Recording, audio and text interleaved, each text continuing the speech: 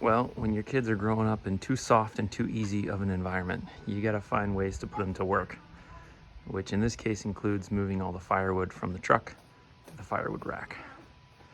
They have such good attitudes about it too, especially if you turn it into a game, like who can move the first 25 pieces first or something like that.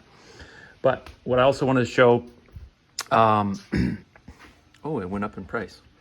So if you look for something called a hacking knife, I discovered this from a guy named Paul Sellers on YouTube. He's a British woodworker. I only paid 15 bucks for it. So you might have to look around. This particular one has become expensive, but you want to look for a hacking knife. And basically it's like a 1/4 inch thick, relatively poor quality knife, relatively. It has leather handles for shock absorption. And it's not meant for really fine or detailed work, but what it's really good for is batoning, which I'll show you in a second.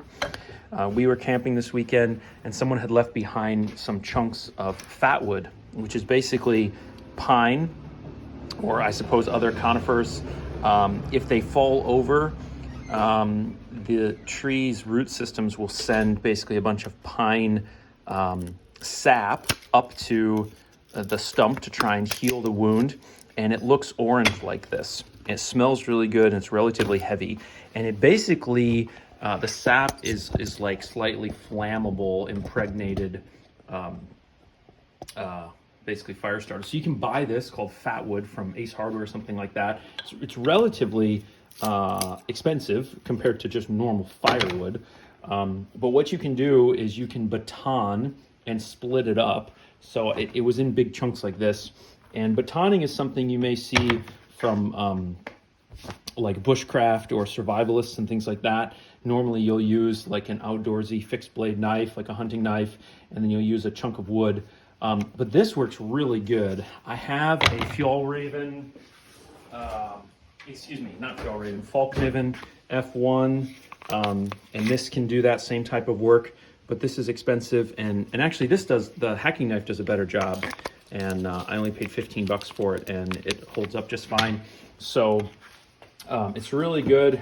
You have a lot of control compared to like swinging a hatchet or an axe or something where you have to try and hold this and swing, or you got to use what they call a sissy stick and swing. It's really nice. You can just position this exactly where you want it. You have total control, and then you just tap like that, and you can split wood. And you can do huge chunks. It doesn't have to be just little stuff like this. I was doing huge rounds. And you generally don't want to hit this with a metal hammer, so you can use something like that. Or if you want to focus less on aiming, you can just use a mallet like that. And it works really good. It's a great way to get a lot of controlled cuts. And you can split exactly where you want to. And it's a great way to split up small kindling style wood like this. It's far safer than swinging a hatchet or an axe or something like that. You just use like kind of a leverage technique at the end to split it up. And if you don't have an outdoorsy knife like this and you don't want to buy one because they're pretty expensive, this hacking knife is a good alternative. And what I'll do, I didn't realize that since 2017 the price for this particular one had gone up so much, but I'll put a link down in the description for an alternative that isn't so expensive. And credit where credit's due, I learned about this from a YouTuber named Paul Sellers in England. He's a hand tool woodworker, and this is not what he intended it to be used for, but it certainly is up for that task. And so if you've never heard of a hacking knife or used one, they're handy for relatively rough purposes. This one is 6 mil, that's 1/4 inch. Yeah, about a 1/4 inch thick.